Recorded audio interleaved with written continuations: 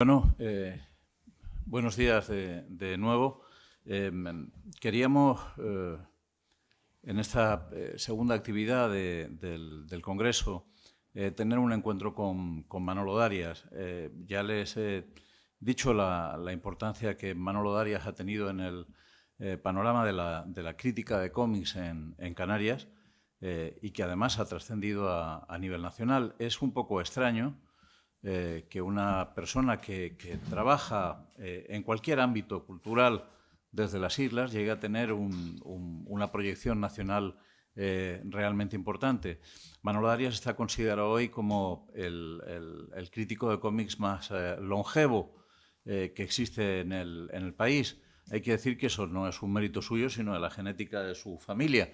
Pero, en cualquier caso, el trabajo que ha realizado durante todo este tiempo se acerca ya a las 2.300 páginas publicadas en distintos medios de comunicación. Empezó en el periódico La Tarde, después saltó al diario de Avisos y allí ha seguido hasta ahora.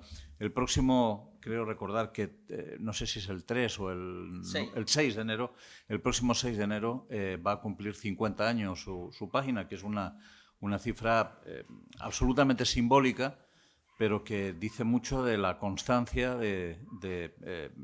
digamos, de la entrega y del compromiso de Manolo Darias con el cómic. En Canarias, hablar del cómic es imposible sin recurrir a Manolo Darias, un señor que probablemente conoce y ha tratado, básicamente a través de su correo electrónico, en muchísimos casos, y luego participando en salones, asistiendo a cualquier acto que tenga que ver con el mundo del cómic, participando en miles de actividades para fomentar la narrativa en imágenes. Manolo es una persona que conoce a la práctica totalidad de los dibujantes españoles vivos. Yo sé que esto puede resultar asombroso, pero me atrevería a decir que ha llegado a relacionarse no ya con centenares, sino posiblemente con más de 1.000.000 de autores. Es algo realmente asombroso. Dicho eso, la intención que teníamos era sorprenderle con una pequeña exposición de su página, que ustedes pueden ver abajo, y someterle a un breve cuestionario. Por eso nos hemos traído a Santi, es uno de sus buenos amigos, con el que ha colaborado en muchísimas ocasiones.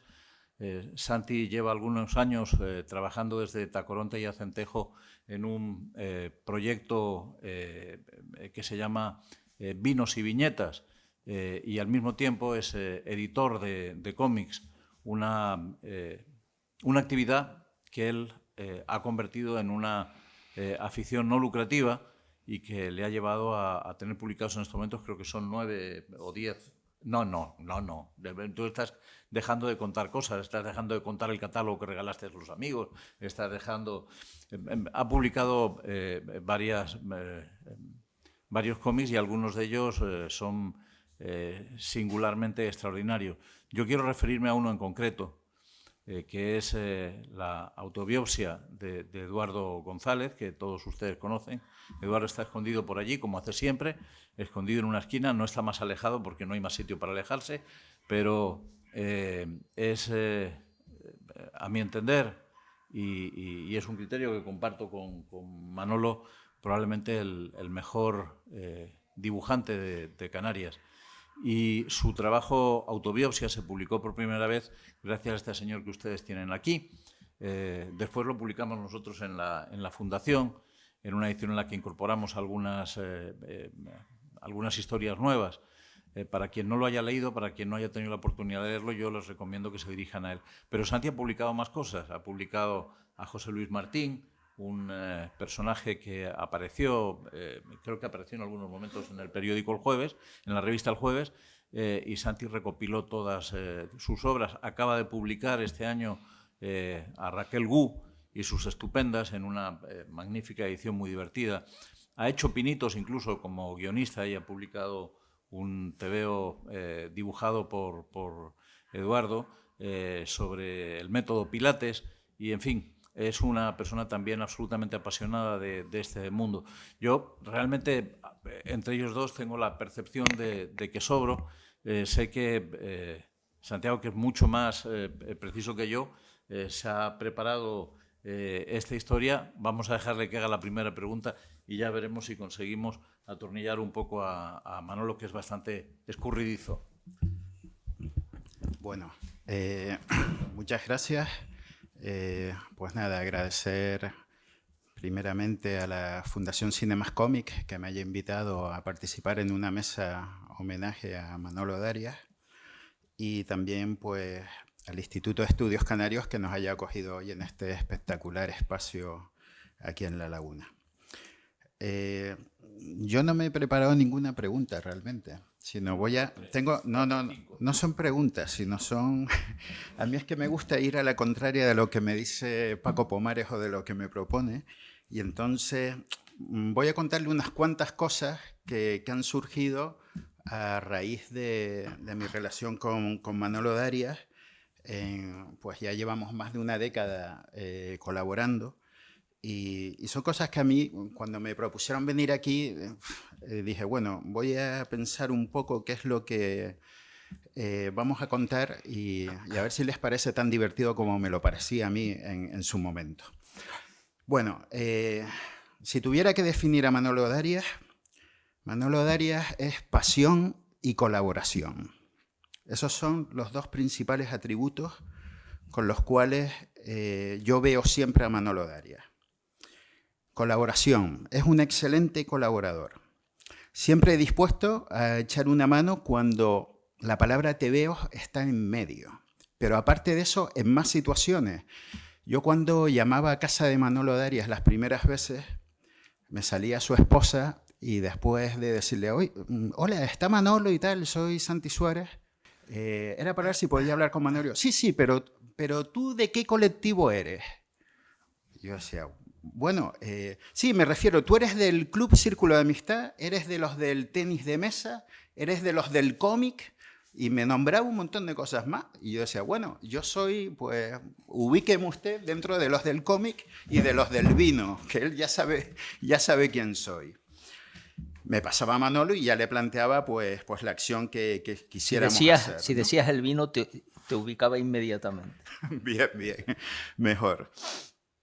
Como decía Paco, pues llevo unos años haciendo el encuentro entre viñas y viñetas y siempre ha sido colaborando con Manolo en las entrevistas que hacemos a los dibujantes que invitamos a estas sesiones. Normalmente pues quedamos un día en que visitamos los viñedos y las bodegas de Tacoronte Centejo, y por la tarde pues hacemos una sesión de firmas y una entrevista en directo, un diálogo en directo como este de hoy en la librería Lemus, y Manolo pues siempre ha estado pues dispuesto a participar, a dirigir y a guiar un poco toda esa sesión de la tarde. La ventaja es que Manolo a todos los historietistas que hemos traído, pues a todos los conoce. Por lo menos conoce siempre al 100% su obra. Y después con muchos de ellos además tiene una amistad de hace años, como antes pues Paco comentaba, ¿no? Con lo cual pues es muy divertido que Manolo pues recupere esas anécdotas con estos dibujantes cuando lo conoció en tal año, en tal salón del cómic o en tal encuentro que hubo en algún punto de la España peninsular principalmente. Otra ventaja es que prácticamente todos los historietistas conocen también a Manolo, con lo cual pues es muy fácil que se genere ese diálogo divertido, entretenido y lleno de momentos graciosos en esas tardes de firmas, ¿no? ¿Qué hago yo con Manolo cuando le voy a llamar para invitarle y decirle, oye, coge el calendario que pone esta fecha? Ahí quien más se divierte soy yo, porque lo llamo por teléfono. Hola Manolo, ¿cómo estás? Bueno, lo suelo llamar al círculo de amistad, ¿no?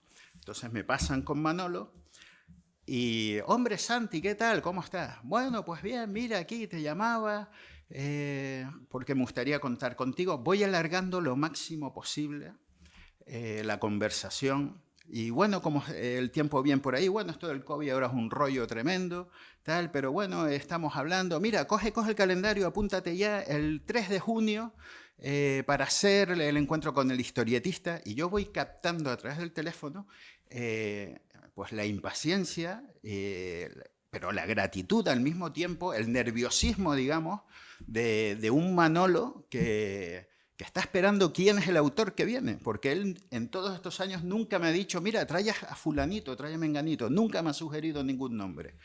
Y entonces yo lo que hago es que voy alargando, pues mira, ya tienes el calendario, bien, apunta el 3 de junio, nos vemos a las 10 de la mañana, como siempre, y a través del hilo telefónico pues voy manteniendo ese momento inquietante, digamos, hasta que le digo, mira Manolo, pues el autor que va a venir ahora es Javier Olivares. ¡Hombre, Javier Olivares, encantado y tal! ¡Qué bien que traigas, qué tal! Y es un momento en el cual se capta pues la pasión de Manolo. Si antes era la colaboración, ahora es claramente la pasión, ¿no? Porque yo creo que Manolo, o sea, donde haya viñetas, donde haya dibujantes, y si encima los traemos a Tenerife, pues la pasión ya se desborda y todo es facilidades para hacer ese encuentro y que salga perfectamente como siempre ha salido, muy entretenido. Y como todos estos encuentros con dibujantes son, digamos, siguiendo el cholismo partido a partido, pues ya llevamos más de 10 años colaborando y trayendo dibujantes en los meses de noviembre y los meses de junio aquí a La Laguna. Como comentaba Paco, pues la pasión y la colaboración de Manolo pues nuevamente se ve refrendada en algunos tebeos que he editado, en los cuales pues le he pedido colaboración expresa para que haga un prólogo sobre la obra en concreto que se edita, con algunas pinceladas del autor de esas historietas. Y hasta ahora pues él ha participado, siempre poniendo todo tipo de facilidades, en el álbum de José Luis Martín, el diputado Carlos Til, y en el álbum Las Estupendas, Surtido Selecto, de Raquel Wu. Todo ha sido facilidades. Complementariamente, yo también he colaborado con un colectivo de profesores que se llama Tebeos con Clases, en el cual a Manolo siempre lo hemos invitado a ver las exposiciones que hemos organizado con la idea de difundir el mundo de las viñetas entre los alumnos de primaria y secundaria. Y Manolo pues siempre ha colaborado, siempre ha dado cancha en las páginas del diario de Aviso a difundir la labor de este colectivo para que las viñetas sean una herramienta más de trabajo en el aula. Y por lo tanto, pues en nombre del colectivo, pues te agradezco también tu colaboración.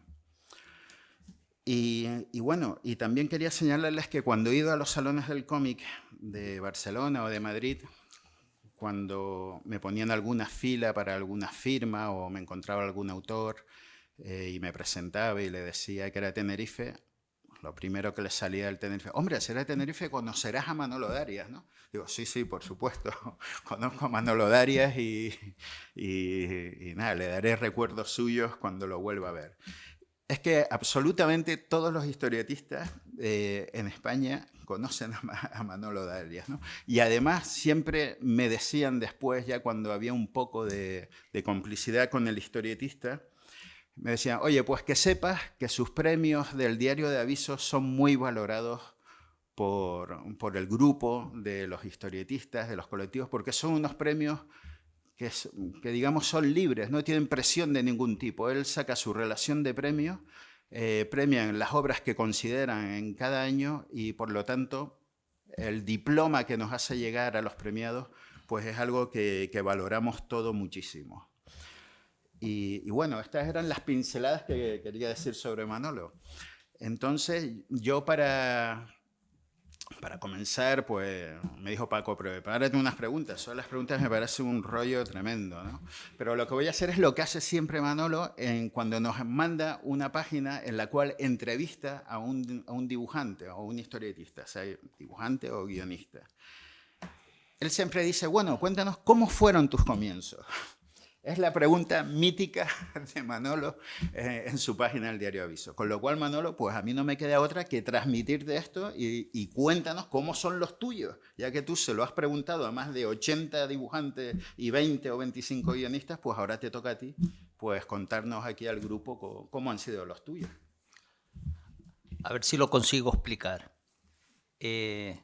Cuando yo era niño, lo único que teníamos prácticamente, imagínense en una época en la que no había televisión. El mayor entretenimiento que teníamos los niños de entonces, estoy hablando de los años 40, principios de los 50, el mayor entretenimiento que teníamos los niños de entonces era el cine de las 4 de los domingos, que se llamaba matiné, que era bastante más barato que el cine normal. Entonces nuestros padres nos daban las 2 o 3 pesetas que costaba ese cine y íbamos. Pero era lo único que no había televisión, prácticamente la radio era lo único que podías escuchar, pero la radio en cierto sentido era un poco para gente mayor.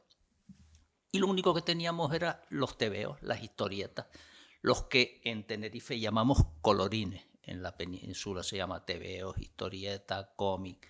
Cómic es una palabra más reciente. Y aquí los llamábamos colorines. En La Gomera, por cierto, lo llaman cuentos. Y eran en la época del boom del cuadernillo de aventura, el Guerrero del Antifaz, el Capitán Trueno, el Cachorro, el Jabato, Roberto Alcázar y Pedrín. Eran unos cuadernos apaisados con la portada en color y las páginas interiores, que eran 10 en blanco y negro. Aunque les parezca mentira, esos cómics eran como dinero contante y sonante para los niños de entonces, y un origen de los juegos. Por ejemplo, yo jugaba con mis amigos al Guerrero del Antifaz. Entonces una chica era la mujer pirata, otro chico era Osmin, otro, y luego nadie quería ser el malo Alicán, ¿no? Pero en fin, yo intentaba siempre ser el Guerrero del Antifaz, claro. Entonces jugábamos a las aventuras que leíamos esa semana del Guerrero del Antifaz. Pero luego no solo eso, sino que la historieta nos servía como, digamos, muestra para hacer dibujos. Yo dibujaba al Guerrero del Antifaz. Las viñetas de dentro, que eran en blanco y negro, nos servía para, con creyones de colores, iluminarlas a tenor de la portada, que era en color. Y luego los podíamos alquilar. Un colorín que entonces costaba unas 52 pesetas, pues de repente los alquilábamos con 10, 15 céntimos, lo leían los amigos y no lo devolvían. Es decir, los podías vender más baratos, los podías cambiar por los amigos. Oye, yo te doy 3 del Guerrero del Antifaz y tú me das otros 3. Todo eso era en los juegos, por así decir, fundamentales que teníamos los niños de entonces. ¿Qué ocurre? Que cuando ya los niños de entonces, cuando llegaban a los 14 años, poco menos que el ambiente social de la época, es decir, tus padres, tus tíos, tus amigos y tal, ya decían, bueno, tú ya con 14 años ya eres un hombrecito, ya dejarás de leer cómic, ¿no? Y efectivamente casi obligaban a casi todos los niños de entonces, que les seguían gustando los cómics con 14 o 15 años, a que abandonara el mundo de la historieta. Lo único que ocurre es que yo no hice caso a eso. Yo seguí comprando historietas y seguí leyendo historietas durante toda mi vida. Cuando ya fui un poco mayor, evidentemente, cuando ya me empecé a interesar de verdad por el universo de la historieta, yo también me metí en aquella época me metí en el mundo francés, porque yo estudié en San Ildefonso, en La Salle, y era muy francófona y se estudiaba francés. Y entonces, hombre, yo leía razonablemente bien el francés. Y en Francia es donde empezaron a salir las primeras revistas de crítica de cómic, Fénix. Yo concretamente estaba suscrito a la revista Fénix. Y entonces, claro, eso me creó un universo que, por ejemplo, cuando ya me casé y fui por primera vez a Madrid, pues conocí a Antonio Martín, que entonces recién había creado la revista Van, que era un fanzine prácticamente, yo colaboré en los inicios de... Y ya, claro, fui a Madrid y fui a conocer a Antonio Martín, ¿no? Y fui a Barcelona y fui a conocer a Jaime Rosal, el de Fundación. Y en Barcelona, casualmente, la segunda vez que estuve, conocí a Carlos Jiménez. Que Carlos Jiménez para mí en aquella época era una figura máxima. Era muy famoso entonces porque había creado Gringo primero, luego Delta 99, que era para mí una obra maestra, y luego Dani Futuro.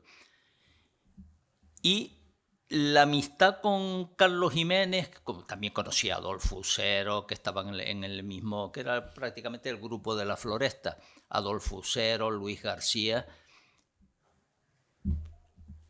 Cuando regresé a Tenerife, yo como jugador de tenis de mesa, yo empecé a colaborar con La Tarde en artículos de tenis de mesa, porque mi verdadera especialidad no es escribir cómic, mi verdadera especialidad es el relato corto. De hecho, me parece que tengo unos 60 o 70 relatos cortos, y en la época que era jovencito, tenía 20 años, algo así, incluso llegué a ganar algunos premios, alguno nacional. Entonces mi especialidad no era el cómic, era el relato corto, pero también empecé a escribir en La Tarde del tema de tenis de mesa. Y mi contacto en La Tarde era un periodista que se llama Andrés Chávez, todavía sigue colaborando en el diario Avisos, colabora. Andrés siempre estaba un poco locuelo.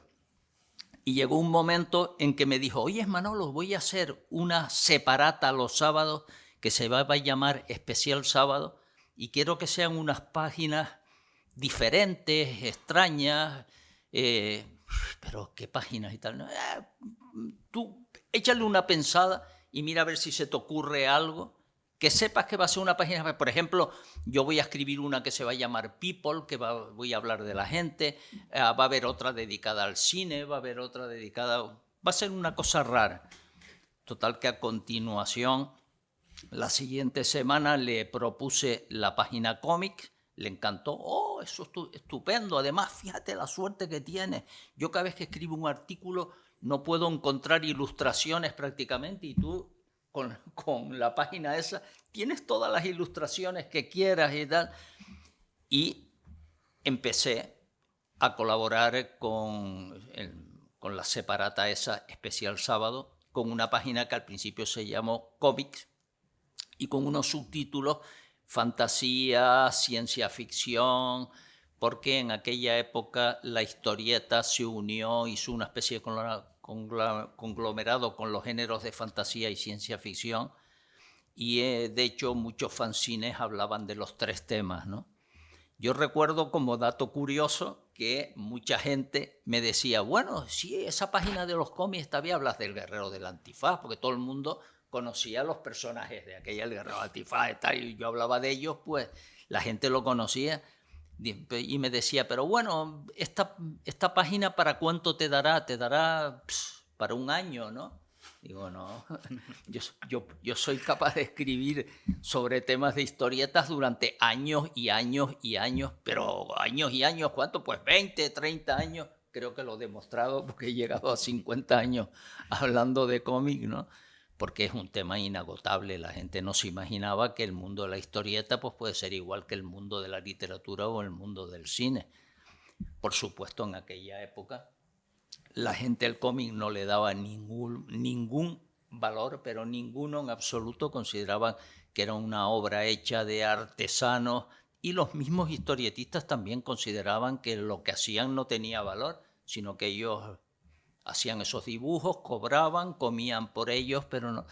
Y tuvimos que ser unos cuantos, Román Gubert, uno de ellos, Román Gubert, un semiótico, Luis Gasca, Román Gubert, Lara, Martín.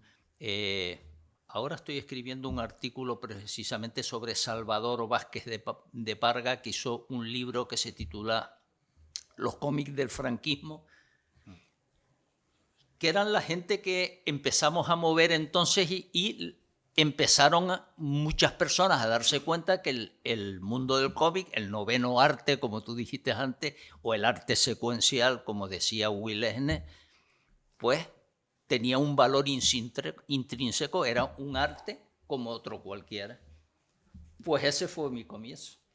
Bueno, más que un comienzo, has hecho ya un recorrido Barrido, bastante ¿no? amplio. Un barrido, ¿no?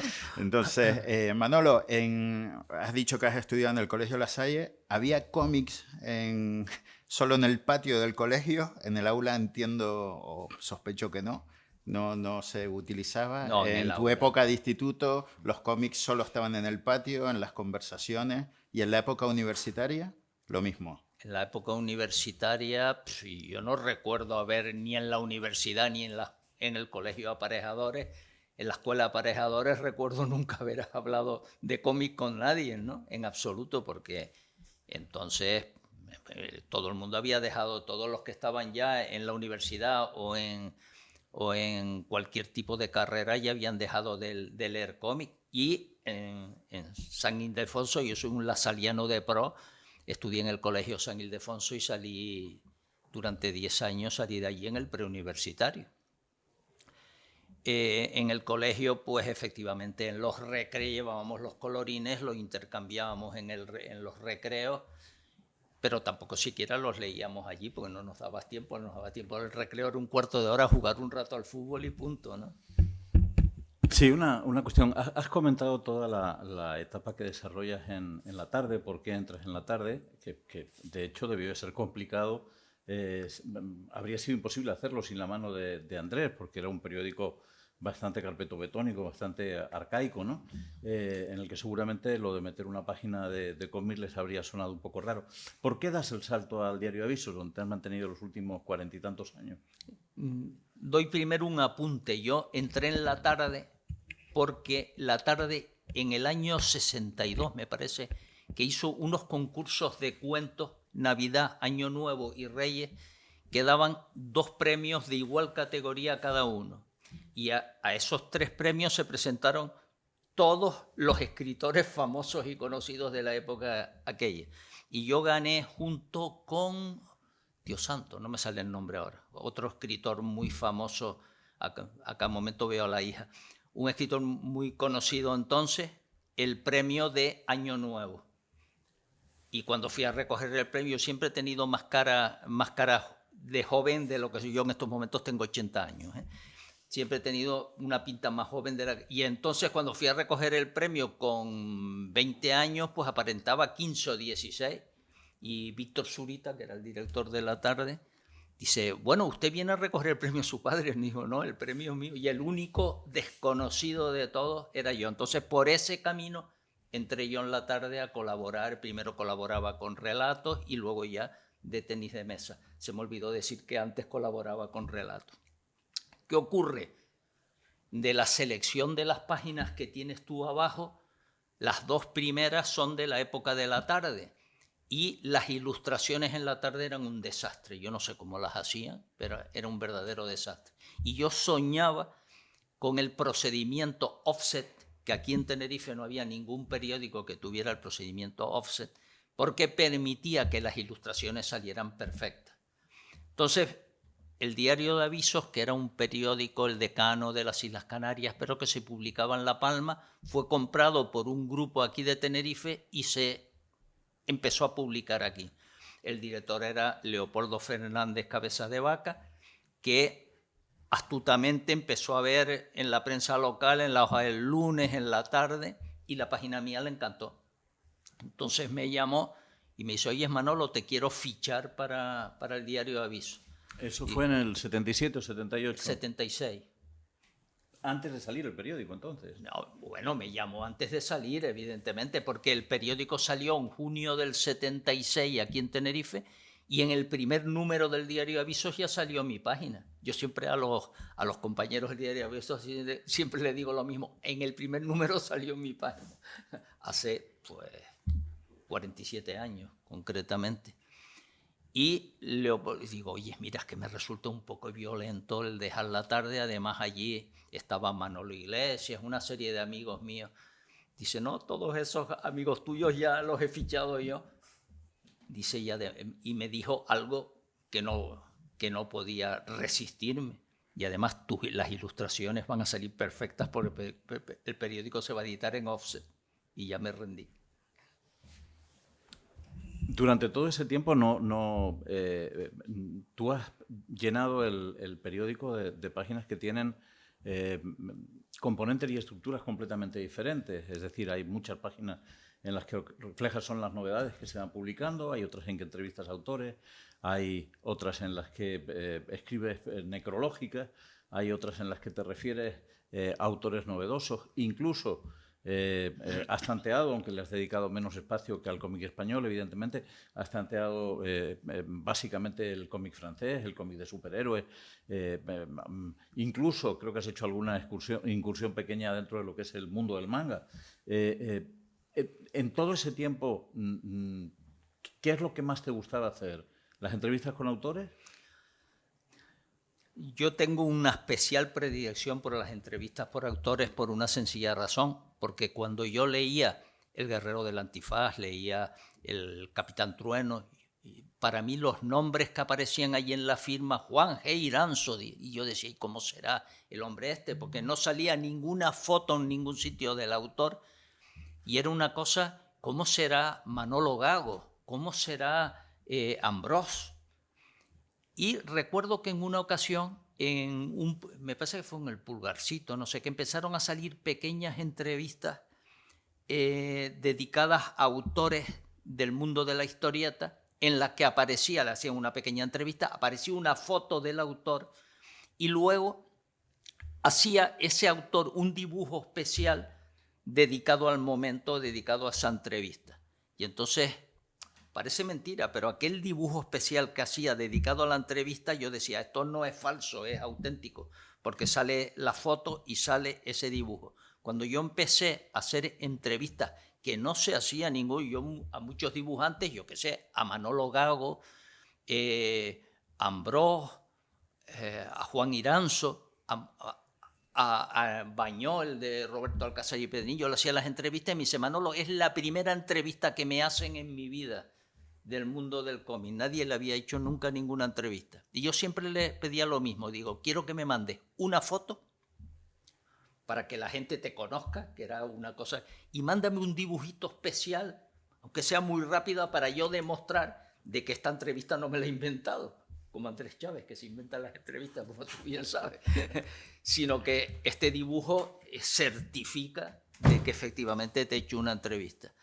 Y efectivamente, a mí las entrevistas es prácticamente lo que más me gusta o más me ha gustado de las páginas. He realizado unas 300 entrevistas a historietistas que ya he... Ese mecanismo de solicitar un original a cada persona que has entrevistado te ha convertido probablemente en el mayor coleccionista de originales que hay en España.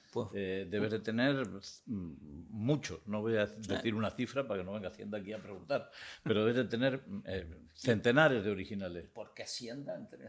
No, es una broma. Después... Sí, tengo muchos originales. Sí. Es cierto, date cuenta que si he hecho 300 entrevistas, pues ya son 300 originales. Y el otro día me dijo Lucas, se extrañó Lucas y me preguntó, oye Manolo, he visto un montón de dibujos por ahí en el que apareces tú con personajes. Y le tuve que explicar que desde el año 83 yo empecé a hacer un tarjetón que llevaba luego a los salones del cómic para entregarle a la gente. Y en ese tarjetón la broma era pedirle a un dibujante que me caricaturizara a mí con uno de sus personajes. Y tengo pues 40 o algo así que me los pidió Lucas y en este fin de semana los he reunido, ¿no? Después, en tu labor también creas los premios Diario de Aviso. No sé en qué año comenzaron. Ahora, ¿en qué edición fue la última? 40 no me acuerdo, pero me parece que la última edición fue la 47 edición de los sí, premios. Sí. Y a mí siempre me ha llamado la curiosidad que dentro de las categorías de premios, bueno, primero pues los típicos mejor dibujante, mejor guionista, pero distingues entre realismo y cómicos, digamos, ¿no? Realista y humor. Que y realista y humor, mejor como los defines. divisiones. Pero después siempre das un premio a la mejor labor editorial. Yo creo que eso es de las pocas Sí, el mejor editor, cosas sí. que no se suelen dar normalmente. ¿Cuál es la mejor editorial? Pues esa labor, y yo creo que es un reconocimiento interesante, Sí, ¿no? pero También. ese en cierto modo esa es relativamente fácil, porque mira las editoriales, cuál es la editorial que mejor trabajo ha hecho ese año. Más difícil es mejor comentarista, que tampoco se daba ningún premio nunca al comentarista. Mejor labor en pro de la historieta, y las que a mí más me gustan, toda una vida realista y toda una vida de humor, que es el homenaje a toda una vida, como el Gran Premio del Salón del Cómic de Barcelona, pero del Diario de Avisos, ¿no? Ha montado un jurado de personas vinculadas al mundo del cómic en las islas, que es el que al final otorga este premio, lo cual de alguna manera supone una apertura absoluta de una página en la que podías actuar de una manera absolutamente unipersonal, dictatorial diría, ¿no? En mi página yo doy los premios que quiero, pero es que además has abierto la página a colaboraciones de otras personas. Hay en muchas ocasiones en las que en la página aparecen artículos o recensiones o críticas realizadas por esa lista de tus 10 o 12 amigos críticos, ¿no? ¿Eso es un acto de generosidad o realmente es que es hasta las narices de trabajar tanto? No, es que primero que me encanta, y en segundo lugar es un homenaje a esas personas que yo considero que son excelentes críticos, pero que por la cosa que sea no quieren colaborar en otras publicaciones, o les resulta más cómodo decir: Manolo, te envío este artículo, me lo publico, que siempre suelen ser de una excelente calidad.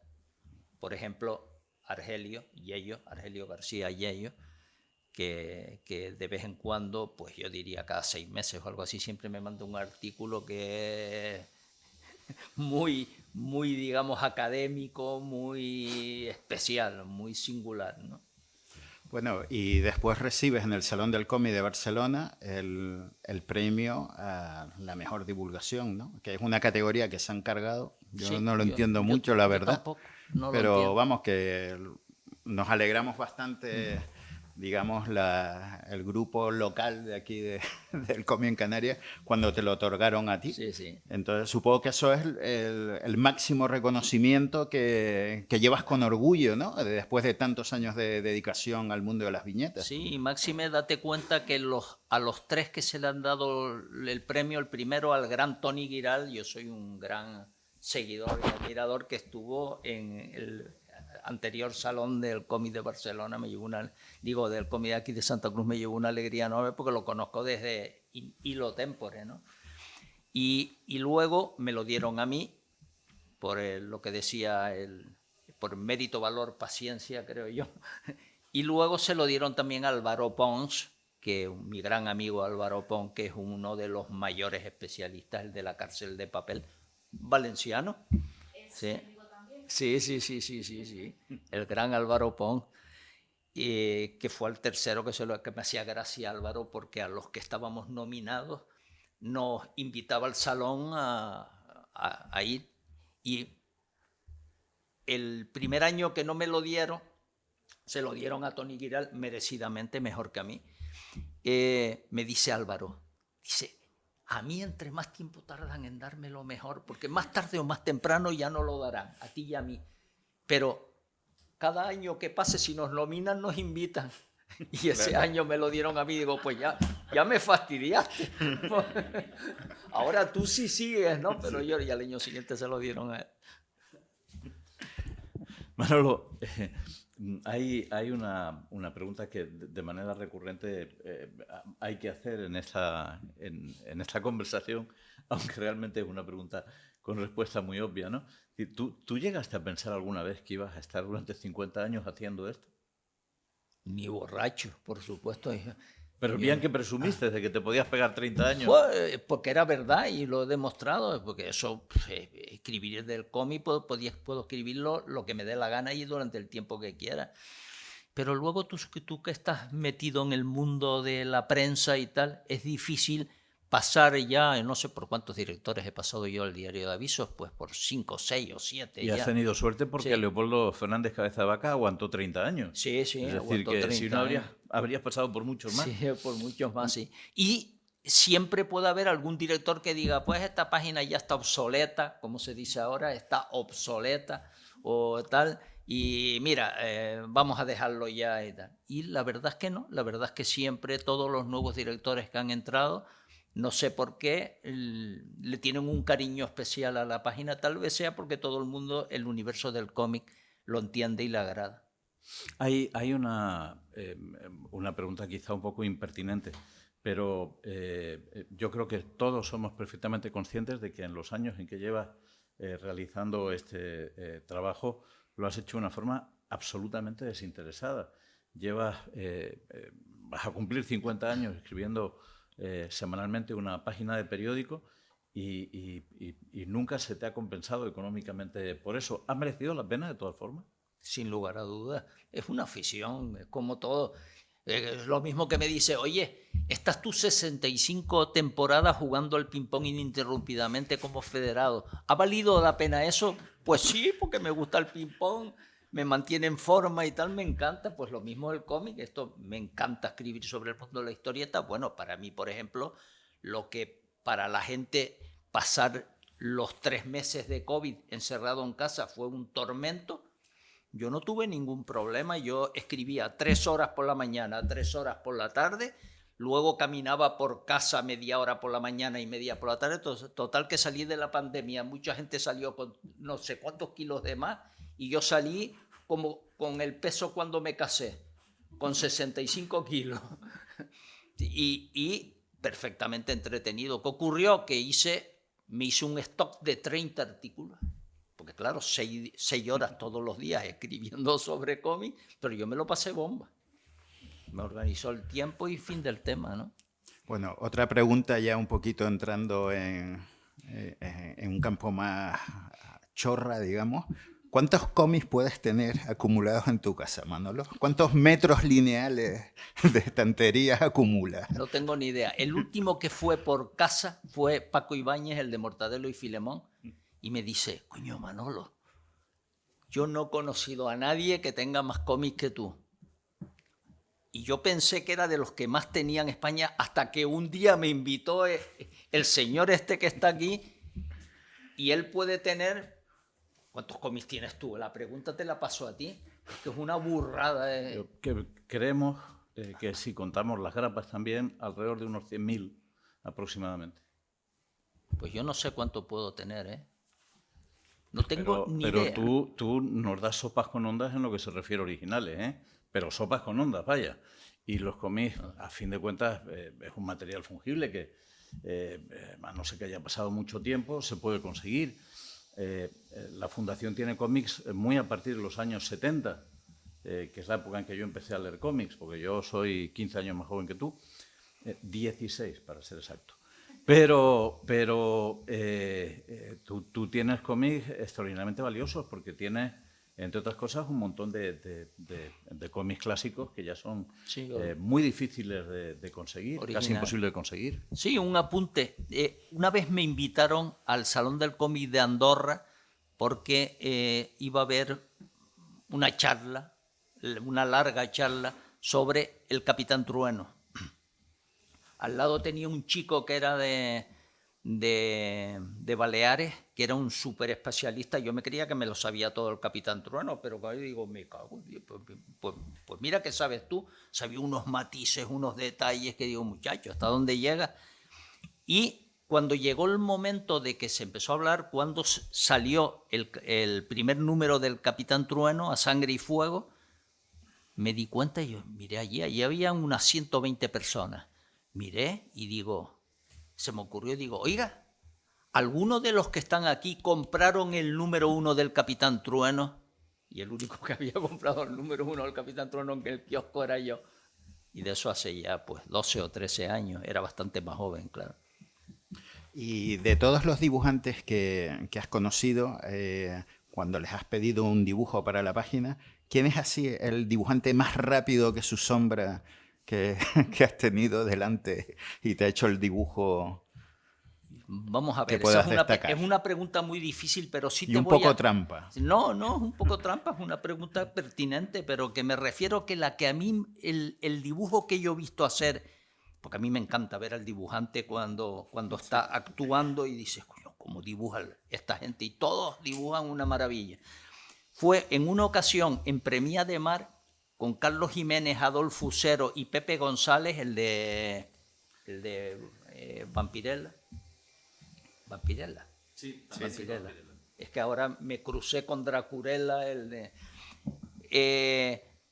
y me dice Adolfo, el gigantón ese, ven para acá, Manolo, que te voy a hacer un dibujo. Cogió una lámina así y empezó por una esquina de la lámina a pintar una espada, pero sin abocetar nada. A pintar una espada. Y digo, Adolfo, ¿qué estás haciendo? Tú calla y mira. Empezó a bajar de la punta de la espada y era un personaje, era Juan Sin Miedo, se llamaba el personaje, Juan Sin Miedo. Era un oriental, una especie de cosaco con la espada levantada amenazando a Juan Sin Miedo, que estaba agachado debajo, con una espada también. Pues empezó con la punta de la espada, siguió para abajo, luego se metió con Juan y la terminó y sin abocetar ni nada, y es un original que es una maravilla. Desde entonces lo llamé yo el diamante en bruto del cómic español, porque Adolfo Usero siempre ha hecho lo que le ha dado la gana, le ha gustado más jugar al chapolín y a las máquinas y al futbolín que dibujar, pero yo me quedé alucinado del talento prodigioso, de la maravilla que es Adolfo Usero dibujando. El mismo Carlitos Jiménez dice, oh, Adolfo dibuja mucho mejor que yo, como de aquí a Lima. Y es verdad. Gracias a ti conocí algo que yo creo que conoce muy poca gente, que es que en Tenerife reside José Carlos Gracia, un extraordinario... Está muy malito el pobre, ¿sabes? ¿No? Sí, un extraordinario... Yo lo llamo todos los días ahora. Dibujante de cómics, al que yo conocí gracias a Manolo y con el que, por ejemplo, Carlos Jiménez aprendió el oficio dibujando fondos de sus viñetas. La serie Drake and Drake, sí, una pareja de detectives, un matrimonio de detectives. Sí, sí.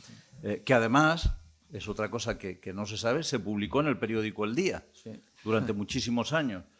Sin embargo, los originales están perdidos, como están perdidos tantísimos originales de aquellas épocas, y hay que intentar hacer el esfuerzo de recuperarlo de lo publicado en el periódico, para intentar conservar esos cómics, ¿no? Te comentaba lo de José Carlos Gracia, porque hay, y tú debes saberlo por el tiempo que llevas dedicándote a esto, hay un montón de dibujantes importantísimos, has citado antes a Usero, que han ido envejeciendo sin tener ningún tipo de reconocimiento, sin tener ningún tipo de apoyo, algunos incluso en situaciones de práctica indigencia. Quizá la expresión sea un poco fuerte, ¿no? Pero esta es una profesión en la que la gente no fue muy previsora, tuvo que vivir al día, y hay hay centenares de dibujantes que están en estos momentos muy mayores y pasándolo muy mal, ¿verdad? El primer caso que yo me enteré, que se me pusieron los pelos de punta, fue Sabaté, el de los grandes inventos del tebeo, que hacía unas máquinas curiosas simplemente para al final peinar a un perro o algo, era simpaticísimo, ¿no?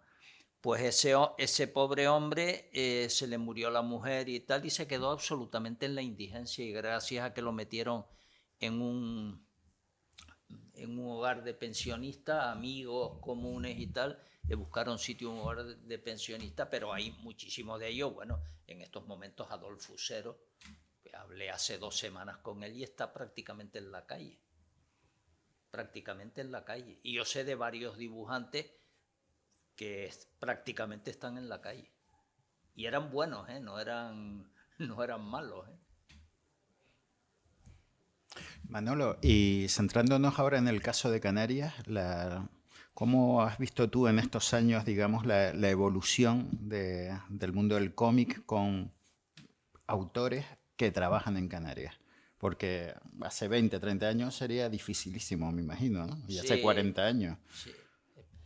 Pacheco, con el Mago, era rarísimo encontrar un dibujante. Luego vino el grupo de Patricio, de la Opinión, Burgasol y tal, el propio Eduardo, que crearon un grupito bastante profesional y que hacía, y todo lo que sería La Opinión era, en mi opinión, era magnífico. Todos hacían un excelente trabajo.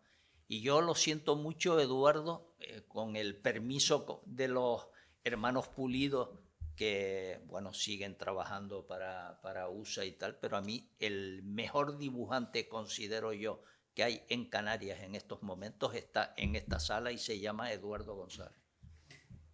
Y yo me quedé alucinado hace unos meses cuando vi sus originales de Mararía, que estoy esperando como agua de mayo que salga Noviembre. que salga en noviembre, porque le faltaban, no sé si era 14 planchas por hacer, ya las ha terminado. Ni siquiera has tenido la de mandarme alguna para echarle un vistazo, porque Paco Pomares me ha dicho, Manolo, cuando las veas ya verás, es una verdadera maravilla.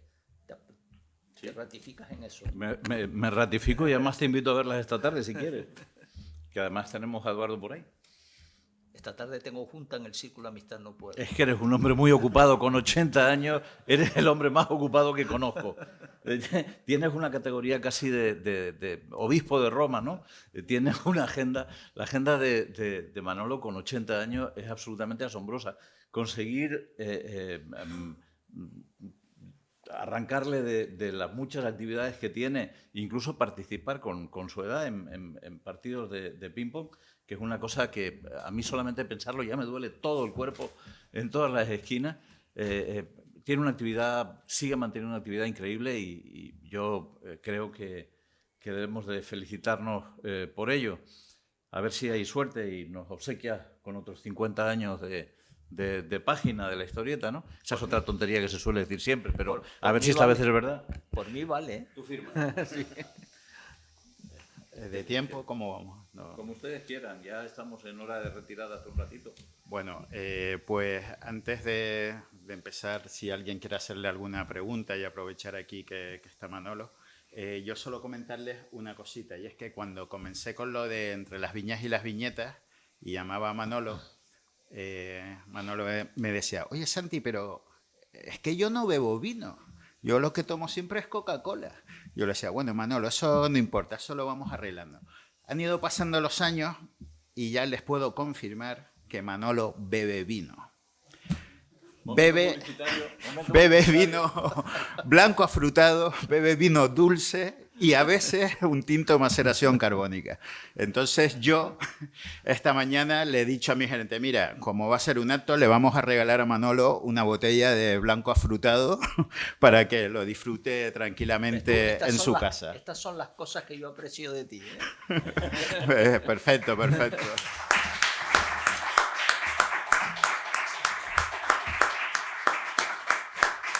Pues si hay alguna pregunta más, ya aprovecha el momento. Sí, Anímense, no van a tener la posibilidad de... Me las han hecho todas ya ustedes. No, seguro que hay alguna más. Manolo, simplemente podemos adelantar que con las caricaturas que comentabas antes que estás recogiendo, que vamos a hacer otra exposición aparte de la que tenemos aquí abajo. Yo te las paso a ti y a Paco y hagan ustedes lo que quieran con ellas. Una de las cosas que tengo yo de mi página, que a todo el mundo le ha extrañado, es que tienen el copyright libre. Yo siempre se lo digo a todo el mundo, cualquiera que quiera reproducir cualquier artículo de mi página tiene el copyright libre, lo único que, claro, digan que citen mi nombre y el diario de avisos, el sitio donde es, que es lo menos que se puede permitir, ¿no?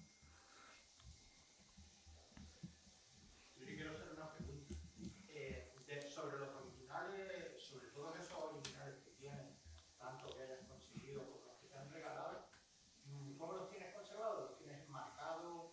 ¿Los tienes entre papel secante, en algún sitio, en archivadores? ¿Cómo los conservas? Al principio, o sea, tú vienes a mi casa, tú has estado en casa, ¿no? Yo no, ¿eh? ¿Eh?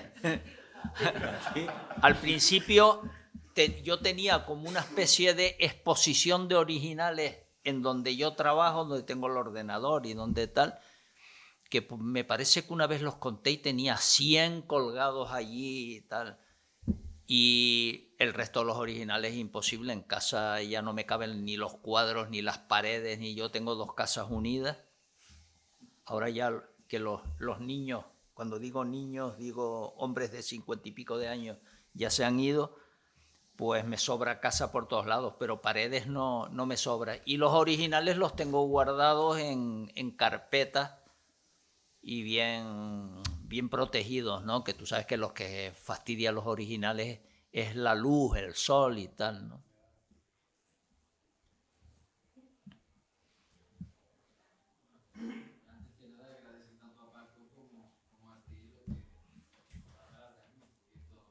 Y Santi lo ha pensado, ¿eh? No lo ha dicho, pero lo ha pensado también. Eduardo, tú sabes perfectamente, y además Paco lo sabe también y Santi también, que si no pensara eso no lo diría, ¿eh? Ni borracho se me ocurre a mí decir una cosa como esa si no lo pensara. Yo, como me decían los hermanos de la escuela cristiana, mentir es decir lo contrario de lo que uno piensa con intención de engañar. Y yo no digo lo contrario de lo que pienso, digo la verdad. Pero sí, hay algo que yo te he dicho siempre, que ¿por qué no te animas a poner negro sobre blanco, ¿no? A hacer un libro con todas esas experiencias, ¿no? Que has conocido a todo el mundo realmente. Y tienes, como la que acabas de contar de usted, tienes muchísimas cosas que sería bueno que quedasen ahí, ¿no? Que algún día se publicasen, que son formato de libro o algo así. La respuesta es muy sencilla. Es una parte de vagancia y otra parte que me tengo miedo. Porque cuando yo me meto en una tarea como esa, soy exhaustivo, me pongo tal, a ver, y que eso, y me falta esto y esto otro, y me puedo pasar meses y meses y meses, y yo digo, yo no estoy en una edad de perder un año, año y medio, 2 años en el tema ese, yo no soy ningún jovencito, tengo que aprovechar el tiempo, a mí me quedan 5 años de vida y tengo que aprovecharlo lo máximo posible. Esa es la verdad. ¿Cuántas páginas son? ¿5 años de vida? Ay, Manolo. Aquí donde lo ven es un pibe. Tiene, pero se lo digo sin broma, es decir, tendrían que verlo caminar, moverse, subir escaleras, bajar escaleras. Yo no sé qué clase de pacto hiciste con el diablo o con quien fuera, pero lo tuyo es una cosa inexplicable. ¿Alguna pregunta más, chicos? ¿Chicas? No. Muy bien. Pues darle las gracias a Manolo. Creo que hemos pasado un rato divertido. Emplazarle a que busque el procedimiento, aunque sea unas horas de grabación con algún colega periodista, para contar todas esas experiencias que tiene y que conserva para que no se pierdan nunca, ¿no? Y animarle a seguir trabajando como ha hecho hasta ahora y darle las gracias por estar aquí. Muchas gracias, Manolo.